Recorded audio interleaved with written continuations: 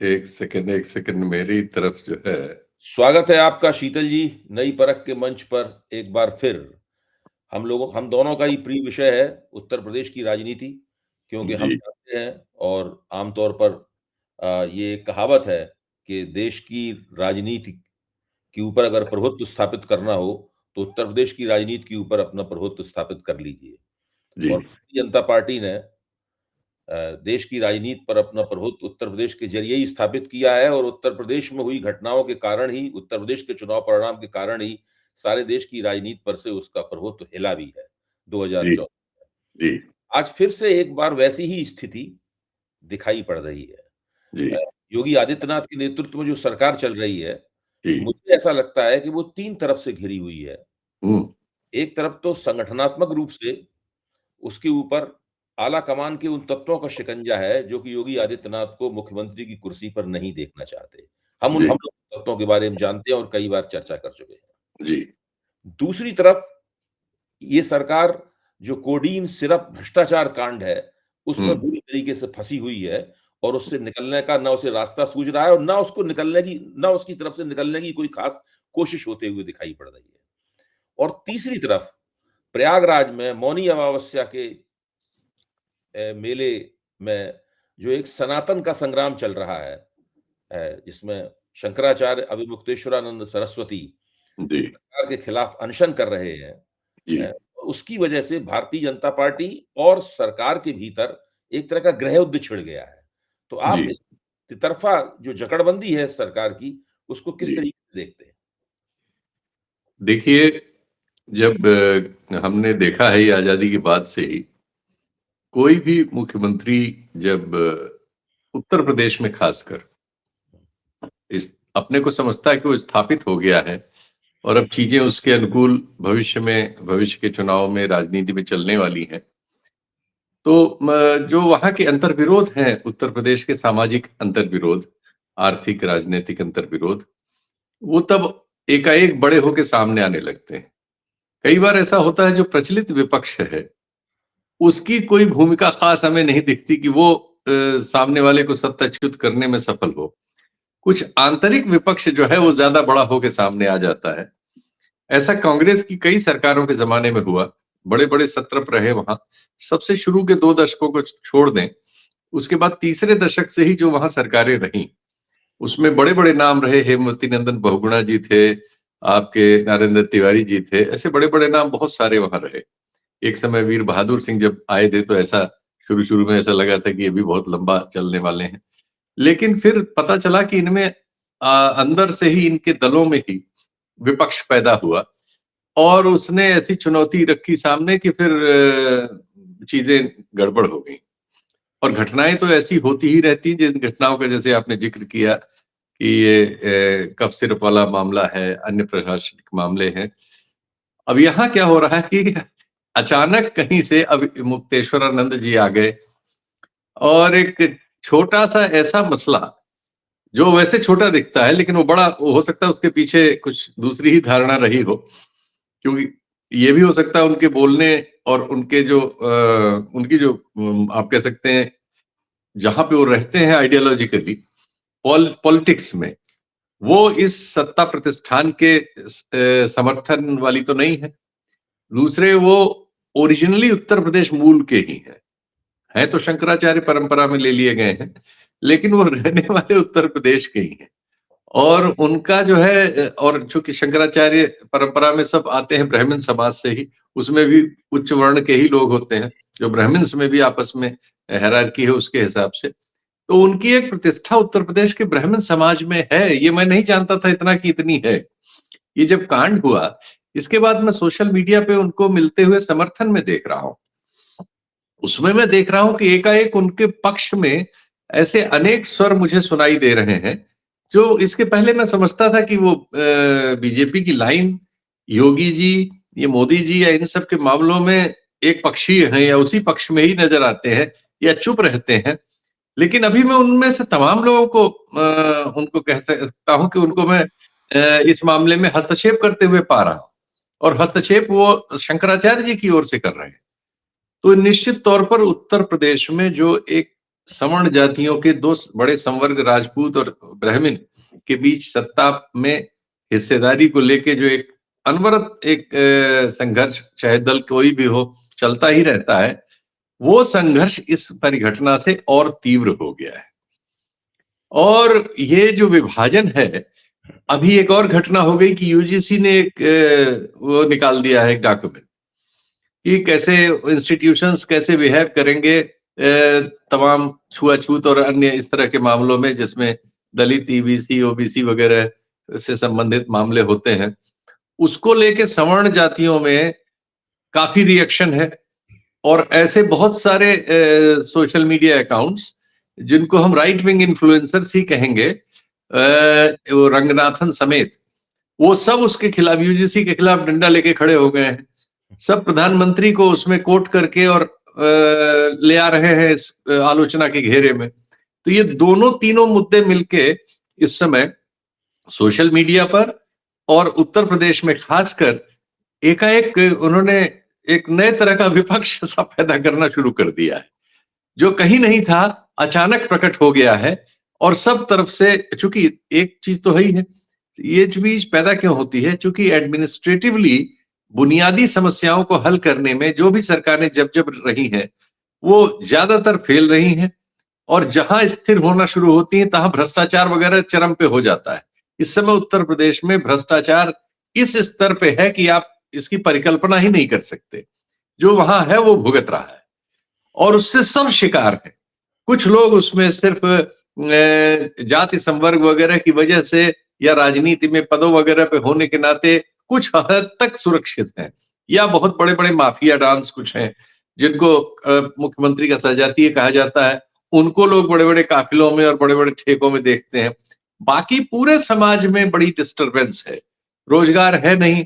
जो रोजगार चल रहे थे उसमें सारे आंकड़े बता रहे कि एमएसएमई वगैरह के सफाए के बाद इस समय मध्यम वर्ग पर बुरी बुरी मार पड़ रही है, क्योंकि डॉलर और रुपए का जो अंतर है वो वहां पहुंच गया है कि जहां जो भी उनकी कथित चाहे तनख्वाह में वृद्धि हो या कारोबार में छोटी मोटी वृद्धि हो, वैसे तो कारोबार में कोई वृद्धि पिछले 10-11 सालों में ठीक से हुई नहीं है मध्य वर्ग के दुकानों वगैरह के धंधे में, बल्कि उसमें से छीजन हुआ है।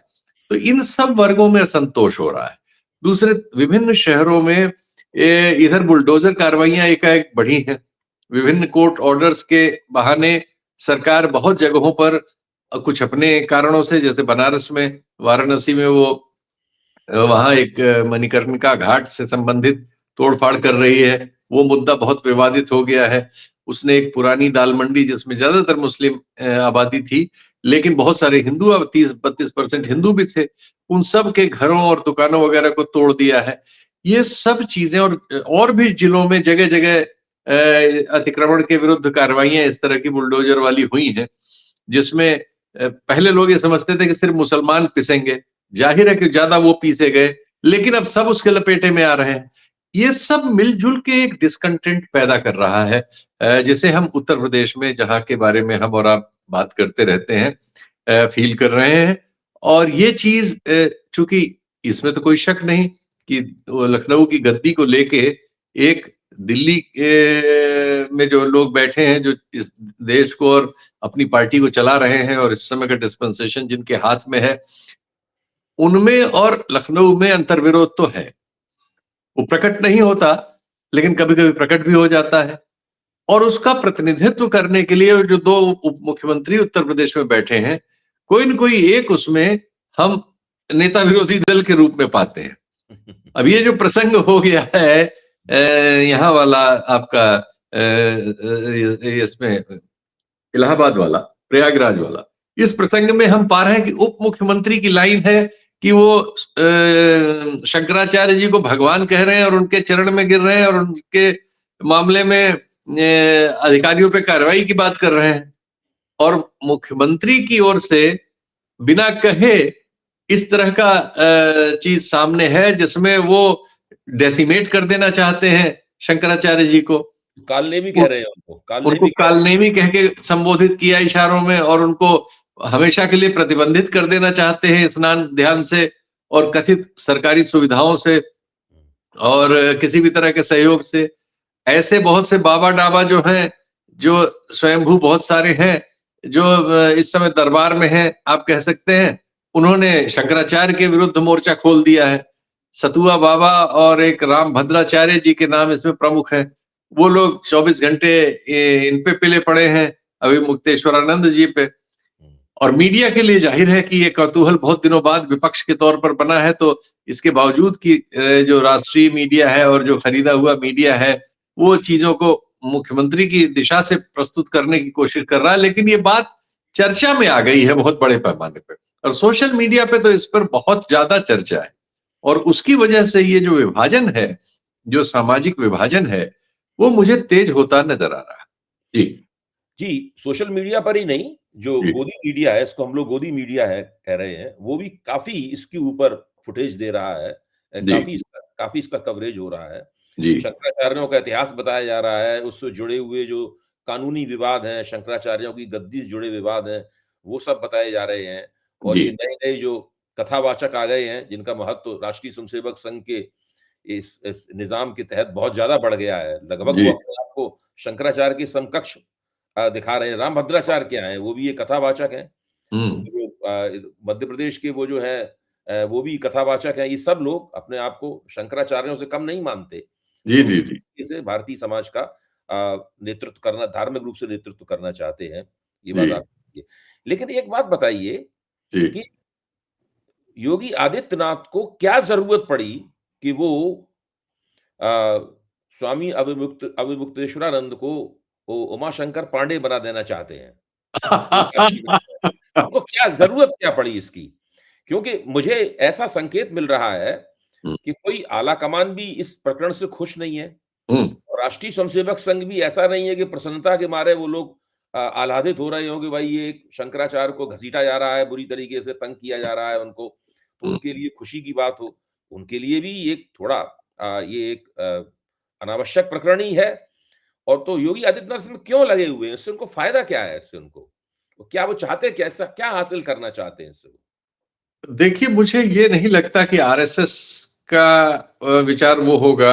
आरएसएस में कुछ लोगों का विचार हो सकता है। हुँ, आरएसएस का विचार उस तरह से मुझे नहीं लगता। देखिए, ये जो सज्जन है, ये शंकराचार्य, हुँ, जो इनके मतलब जिस पीठ से ये हैं, इस पीठ में जो इनसे पूर्व शंकराचार्य थे, जो नहीं रहे, हुँ। जो आज़ादी की से पहले पूर्व पैदा हुए थे और उन्होंने आज़ादी की लड़ाई के दौर को भी देखा था, और उसके बाद तक वो उन्हें बहुत बार कांग्रेसी शंकराचार्य कहा जाता था, और वो तमगा इनके साथ भी चिपका हुआ है। लेकिन इन्होंने, चूंकि राहुल गांधी को भी एक बार हिंदू धर्म से बाहर करने का ऐलान कर दिया था, तो थोड़ा सा उस तमगे को इन्होंने ढीला कर लिया था। लेकिन फिर भी ये मोदी सरकार की और योगी सरकार की, और खासकर गौवध के सवाल पर बहुत उग्र हैं ये। और उसको लेके ये हमेशा ऐसा बोलते हैं जो सरकारों को अपच होता है। दरअसल इस विवाद में एक चीज और सामने आ रही है, जो मुख्य चीज है, जो हमारा ऑर्थोडॉक्स हिंदुत्व है, हुँ, या जो परंपरागत हिंदुत्व नहीं, हिंदू धर्म है, हुँ, जिसको सनातन भी कहते हैं। तो ये जो हमारा है, ये और जो ये हिंदुत्व, जो पॉलिटिकल हिंदुत्व आरएसएस लेके आया है, जिसको उत्तर प्रदेश में योगी जी जैसे तत्व जो है और तेजी से और ज्यादा लेके आगे बढ़ चुके हैं, हुँ, ये इन दोनों के बीच भी एक अंतर्द्वंद है। और ये हमने कई बार देखा है। जब पॉलिटिकल हिंदुत्व राम मंदिर में मंदिर बने बिना आधे कचरे मंदिर में वो प्राण प्रतिष्ठा करने चला गया, और मोदी जी और आरएसएस चीफ और एक दो और लोग और ही वहां जा पाए, हुँ, उस समय चारों शंकराचार्य उस कार्यक्रम से बाहर थे हुँ, और आलोचना भी कर रहे थे उस आधे अधूरे मंदिर के सवाल पर और तिथियों के सवाल पर भी। पंचांग वगैरह के आधार पर वो उसको गलत ठहरा रहे थे, और वहां के विभिन्न आयोजनों को अब तक वो लोग वहां नहीं गए। हुँ, तो ये जो, अगर चारों पीठ के शंकराचार्य इस मामले में एक मत है कि जो हिंदू धर्म आरएसएस चलाना चाहता है हिंदुत्व के रूप में, और जिसके ये सब लोग ध्वजावाहक हैं, योगी जी वगैरह, वो वाला धर्म, और जो शंकराचार्यों का अपना चलाया हुआ जो उनका धर्म की जो भी उनकी व्याख्याएं हैं, जो भी उनका कैलकुलेशंस हैं, और जो भी उनका सही गलत ठहराने का तरीका है, उन दोनों में भी अंतर्द्वंद है। इस मामले में वो भी एक हिस्से तक है। एक वही पुरी के शंकराचार्य को छोड़ के जो अविमुक्तेश्वरानंद और उनमें कई बार इशू रहता है, लेकिन बाकी तीनों शंकराचार्य तो एक तरफ है 4 में से। और लेकिन मंदिर वाले सवाल पे तो चारों एक मत थे और हैं अभी तक। तो ये जो चीज है, ये भी एक बात है और ये धीरे-धीरे ये भी डेवलप हो रही है। अब समस्या यह है कि सरकार ने ऐसी सामर्थ्य सूचना के माध्यमों पर विकसित कर ली है कि वो जिसको चाहती है उसको अर्श से फर्श से उठा के अर्श पे कर देती है। जैसे ये आप वो बाबा छतरपुर वाले बाबा को देख लीजिए, वो ये नया लड़का जिसको इन्होंने 2-3 सालों में ही टीवी पे दिखा-दिखा के एकदम सुपरस्टार बना दिया है। अब इस आयोजन में एक सतुआ बाबा नाम का एक कैरेक्टर सामने आ गया है। वो कह रहे हैं बनारस में पहले से थे, कोई उनके भी गुरु थे, वो उनके चेले हैं, वो शायद नहीं रहे गुरु, अब वो उनको गद्दी मिल गई है। काफ़ी होटलों में उनका इन्वेस्टमेंट है और वो इस समय योगी जी के बड़े करीब हैं।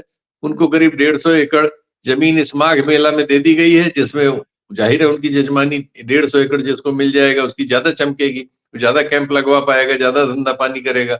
वो बहुत बड़ी-बड़ी महँगी गाड़ियों में आते हैं वहाँ और उनके लिए पूरा प्रशासन उनके साथ उनको स्नान वगैरह कराने और उनकी सेवा शुश्रूषा में लगा रहता है। अभी वो गालियाँ भी दे रहे हैं इस समय अब मुक्तेश्वरानंद जी को।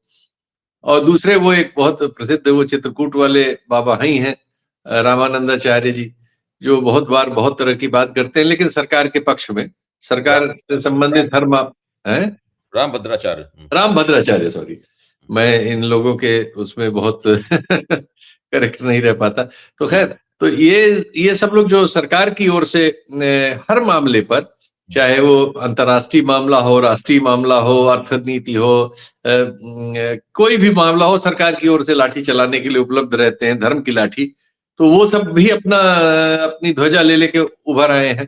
तो ये एक विवाद मुझे लग रहा है कि जो हमारा ऑर्थोडॉक्स सनातन धर्म है और जो नया वाला आरएसएस चला रही है, इसके बीच भी ये चल रहा है और कभी-कभी इस तरह की घटनाओं से ये प्रस्फुटित होता है।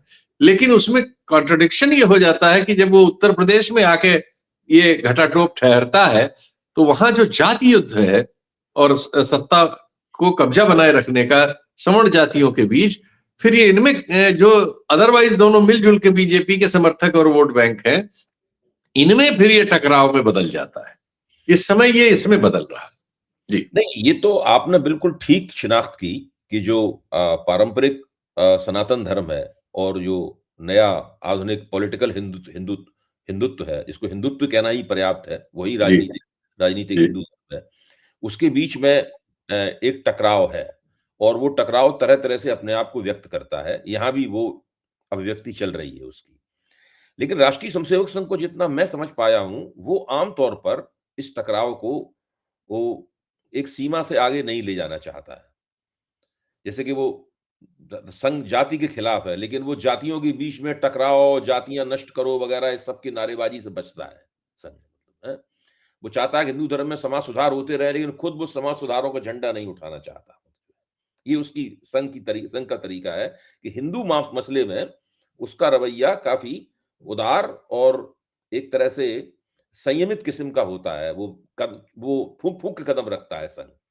अब यहाँ तो संघ की जो फूंक-फूंक के कदम रखने वाली नीति है, ये पूरी तरीके से गड़बड़ा गई है। क्योंकि यहाँ तो सरकारी अमला और शंकराचार्य और शंकराचार्यों अब मैं कह सकता हूँ उनके बीच में सीधी-सीधी जंग छिड़ गई है इसके अंदर। तो और जो योगी आदित्यनाथ हैं वो संघ के चहेते मुख्यमंत्री हैं।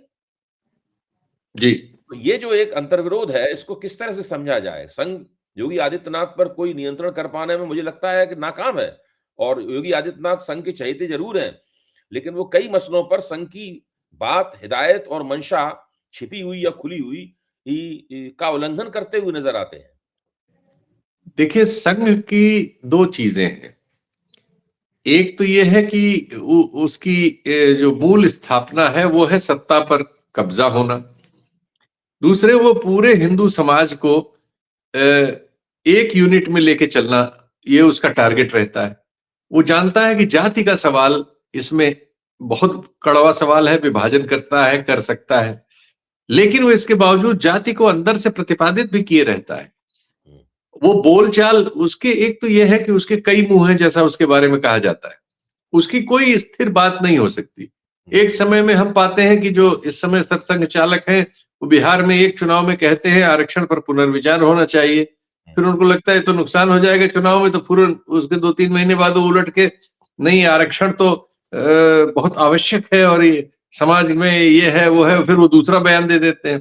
तो ये राजनीतिक लोग हैं। ये एक्चुअली धर्म के चोले में विशुद्ध राजनीतिक लोग हैं। तो इनमें कोई ये कि ये यही सोचेंगे नहीं, ये हानि लाभ देख के चलते हैं। अब इनको ये है कि वो भी नहीं चाहते कि वो शंकराचार्य को अपने कब्जे में, जैसे उन्होंने सारे इंस्टीट्यूशंस अपने कब्जे में एडमिनिस्ट्रेटिव वाले कर लिए हैं, वैसे वो शिक्षा और संस्कृति में उनका कब्जा है ही है। धर्म के स्थलों पर कब्जा करने की उनकी बहुत लंबी और पुरानी कवायद है, और बहुत जगह वो करते हुए बहुत आगे बढ़ चुके हैं। यही एक एरिया है शंकराचार्य वाला, जिसमें एक समय उन्होंने श्रृंगेरी पीठ वगैरह के जरिए घुसपैठ कर भी ली थी, और अभी भी उनकी है बहुत जगह, लेकिन फिर भी पूरी तरह इस पे अभी कब्जा उनका नहीं है। तो इसमें वो दोनों चीजें चलाते रहते हैं। वही उन्हीं के आदमी हैं मौर्य जी भी, तो मौर्य जी तो बहुत पुराने संघी हैं, और संघ के स्वयंसेवक हैं, और विश्व हिंदू परिषद वगैरह सब में उनका रोल रहा है। तो वो तो अगर कोई बात कह रहे हैं तो ये उसी दो मुहे वाली लाइन है। ये दोनों लाइनें संघ चलाता रहेगा, एक और योगी जी वाला और फिर जो जीत रही होगी लाइन उसकी तरफ वो अपने को डाल देगा उस समय। और फिर बाकी को भी, दूसरे को भी संभाल लेगा। ये नहीं कि वो शंकराचार्य से कोई पंगा ले लेंगे, ऐसा नहीं करेंगे। फिर आप पाएंगे कि सरसंघ चालक साहब जा रहे हैं और पैर छू रहे हैं उनके, और बैठे हुए हैं और वो हो रहा है। तो ये वो करते हैं। तो उनको वो एक्चुअली वो तो इसमें मतलब हिंदू समाज में जो पूरा उन्हें सबको अपने उसमें रखना है, अपने एजेंडे पर रखना है, जो agenda anti Muslim, anti Pakistan और वो करके पावर में बने रहने का है, उसमें जब वो दिक्कत होती हुई पाएंगे, तो वो उस समय किस स्टैंड पे होंगे, वही उनका उस समय का स्टैंड होगा। कोई परमानेंट स्टैंड उनका नहीं होता, न व्यक्तियों के बारे में न मुद्दों के बारे में। उसमें हमेशा लचीलापन वो रखते हैं, जरूरत के हिसाब से उसमें परिवर्तन करते रहते हैं। लेकिन एक ही चीज उनकी परमानेंट है कि अल्पसंख्यकों के मामले में, उनके इतिहास के मामले में, और जो भी धारणाएं उन्होंने बना दी हैं गैर कांग्रेसवाद के मामले में, इस सब में वो एकदम मतलब पक्के चलते हैं। लेकिन कभी कभी इसमें भी लचीलापन कर देते हैं और चालाकी बोल देते हैं, लेकिन वो दो मुही होती है। तो इसलिए मुझे उनके मामलों में थोड़ा सा शंका रहती है कि वो एग्जैक्टली कहाँ है। ये बहुत अधिकार पूर्वक कहने की स्थिति में मैं अपने को नहीं पाता। जी। ये आपने बहुत अच्छा विश्लेषण किया। आपका मानना ये है कि ये राष्ट्रीय स्वयंसेवक संघ खामोशी के साथ में और चालाकी के साथ में एक दो मुही चाल चलता रहता है। जी। वो उसको इसमें भी कोई दिक्कत नहीं है कि योगी आदित्यनाथ सरकारी अमले की मदद से स्वामी अभिमुक्तेश्वरानंद को फिट करते रहें। जी। उनको उनको उन उनके पैर काटते रहें, उनकी प्रतिष्ठा घटाते रहें। जी। और दूसरी तरफ उन्हीं की उसी उसी सरकार का एक उप मुख्यमंत्री जो है, उनको भगवान शंकराचार्य भी कहता रहे साथ में। जी। जी। और वो दोनों ही मतलब वो बंदा भी राष्ट्रीय स्वयंसेवक संघ का है, और ये बंदा भी राष्ट्रीय स्वयंसेवक संघ का चहेता है। जी। इस तरीके से हिंदू धर्म के भीतर की एक राजनीति जो है जी। वो परवान चढ़ती रहे। जी। ऐसा आपका विश्लेषण है। जी। लेकिन इसके इन सब चीज़ों के व्यावहारिक जो राजनीतिक परिणाम होते हैं वो भी तो होते हैं ना, उनकी तरफ भी बिल्कुल, बिल्कुल, बिल्कुल, बिल्कुल। उत्तर प्रदेश जो है वो चुनाव की तरफ बढ़ रहा है।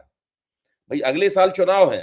मेरे जी। ख्याल से 4-5 महीने के बाद तो उत्तर प्रदेश में अभी से चुनावी माहौल है, उसके बाद और भी ज़्यादा बढ़ जाएगा। नहीं, ये लोग तो और चुनावी बात ये है माहौल में, कि ये तो ये चुनावी माहौल में पूरे जुट चुके हैं। आरएसएस, बीजेपी और सरकार सब काम कर रही है। जी। ब्राह्मण ब्राह्मण उत्तर प्रदेश के ब्राह्मणों का जो नेता वर्ग है, जो हुँ। ज़्यादातर भारतीय जनता पार्टी के भीतर ही है, जी, जी। वो पहले से ही काफ़ी असंतुष्ट है, और उसकी जी। जी। असंतुष्टि की अभिव्यक्तियाँ होती रहती हैं। जी। अब उसको शंकराचार्य के रूप में, जो उत्तर प्रदेश के ही रहने वाले हैं, जी। एक और रहनुमा सा मिल गया है, जो जी। राजनीति में तो चुनावी मीटिंग तो संबोधित नहीं करेगा, जी। लेकिन उनके मन का जो क्षोभ है, जी। उस क्षोभ को ज़रूर लगातार स्पर्श देगा। जी, तो जी, ये जी। चीज़ तो इस सरकार के लिए चुनाव के संदर्भ में खतरनाक साबित हो सकती है। मैं इसमें थोड़ी-सी बात और जोड़ूँगा। देखिए, योगी आदित्यनाथ जी का अस्तित्व जो है, एक तो वो रिश्तेदार थे उनके जो इसके पहले महंत अवैधनाथ थे उस पीठ के, जो गोरख पीठ है, हुँ। उसके जो सर्वेसर्वा थे, उनके ये रिश्तेदार थे और इनको उस क्रम में वो ले आए, फिर अपना उन्होंने अपना वारिस बनाया। वहाँ की जो पीठ रही है उसका वहाँ स्थानीय ब्राह्मणों के एक बहुत बड़े वो होते थे, उनका माफियोसी में बड़ा नाम था। उत्तर प्रदेश की माफियोसी में एक्चुअली उनका नाम सबसे बड़ा था, हरिशंकर तिवारी जी। तो वहाँ एक अड्डा था उनका, जिसको हाता कहते हैं। और एक ये जो पीठ है, ये चूँकि क्षत्रिय लोग इसके लीडर थे, मतलब या महंत अवैधनाथ भी और ये भी, योगी जी भी। यहाँ इन लोगों में एक हिंसक आपस में बहुत विवाद था और इसके चलते वहाँ बहुत सारी हिंसा हुई है। वहाँ के स्थानीय साधनों पर कब्जे की, राजनीति पर कब्जे की। उस हिंसा से ये उभर उभर के इनका व्यक्तित्व बना है, जो योगी जी हैं। जिसमें ये मतलब इसके बावजूद कि ये इस्तेमाल करते हैं, लेकिन इनके मन में एंटी ब्राह्मण फीलिंग वाला मामला बहुत स्ट्रॉन्ग है। वो गोरखपुर की लोकल राजनीति से उपजा हुआ है और उसका असर बहुत जगह है। उसको अपनी राजनीतिक साख बढ़ाने के लिए इन्होंने उग्र हिंदुत्व की राजनीति का एक जो आरएसएस और बीजेपी और इस सबसे अलग थी, मतलब इनके सांगठनिक ढांचे में वो नहीं थी, अपनी इनकी अपनी थी। उसको इन्होंने गोरखपुर के चारों तरफ कई जिलों में अपने पूरे राजनीतिक उभार के दौर में प्रतिपादित किया। संगठन भी बनाया, बहुत सारे मुकदमे हुए, कत्ल वगैरह भी उसमें मामले में हुए, लेकिन उससे उनकी साख, वो जो आरएसएस और बीजेपी जो ज़मीन पैदा कर रही थी हिंदुत्व, राजनैतिक हिंदुत्व की, उस तबके में आरएसएस से ज़्यादा साख इनकी पैदा हो गई थी। और ये वो राजनीतिक सफलताएँ भी मिलती रहीं, ये लगातार सांसद वहाँ से होते रहे। हालाँकि जब भी जो एडमिनिस्ट्रेशन रहा इनकी इस तरह की चीज़ों से जो उपद्रव में की श्रेणी में आती हैं, वहाँ प्रशासन से हमेशा टकराव रहे, तो इन पर ढेर सारे मुकदमे हुए, कई बार इन पर एक्शन्स भी हुए, ये संसद में रोए वगैरह भी। लेकिन इस सब ने जो इनका व्यक्तित्व बनाया है, उसमें कट्टर जातिवाद है और बहुत मतलब उग्र स्वभाव है। इनके बारे में इनके अफ़सर वग़ैरह बताते हैं बहुत सारे कि ये गाली-गलौच भी कर देते हैं लोगों से और ये किसी ना बर्दाश्त नहीं कर सकते। तो जो जिस तरह का एडमिनिस्ट्रेटिव ढाँचा उनके नीचे वहाँ बना हुआ है, वो महाराज जी वाला है। वहाँ डिसेंट को बिल्कुल भी जगह नहीं है, किसी की हिम्मत भी नहीं है, उन्होंने कैसा माहौल है। तो और ऐसा ही वो पार्टी को वो कुछ समझते नहीं है, चूँकि पार्टी ने तो उनको बनाया नहीं है। वो अपनी परिस्थितियों की वजह से वहाँ आके वहाँ बने हुए हैं, तो इसलिए वो उस डिसिप्लिन को भी नहीं मानते। इधर क्या हो रहा है कि अभी जो दिल्ली में एक समारोह हुआ, उसमें उनकी कुर्सी पीछे लगा दी गई थी। मौर्य जी आगे बैठे हुए थे। ये सब चीज़ें इनको बहुत चुभ, इनका जैसा व्यक्तित्व है, ऐसे व्यक्तित्व को बहुत अंदर तक छू जाती हैं। और फिर इनमें क्या रिएक्शनरी भावना चल रही होगी हमें नहीं पता, क्योंकि हम लोग प्राइवी नहीं हैं उनके साथ उठने-बैठने बात करने के। लेकिन हम एक अनुमान लगा सकते हैं उनके मन मस्तिष्क के स्टाइल का। तो मुझे लगता है कि वो इस समय क्रोध के माहौल में है। जो कुछ उनके साथ इधर लगातार जो प्लान करके हो रहा है दिल्ली के द्वारा, और जो अभी इस दौरान हुआ, इस कार्यक्रम के दौरान जिस तरह से उपेक्षा करके उनको पीछे की रो में बैठा दिया गया, आगे कुछ दूसरे राज्यों के मध्य प्रदेश वगैरह के मुख्यमंत्री थे और उत्तर प्रदेश के मुख्यमंत्री वगैरह थे। क्योंकि भई बीजेपी की जो सांगठनिक ढाँचा है उसमें इनकी कहीं कोई भूमिका तो है नहीं, ये तो बीजेपी के थे ही नहीं।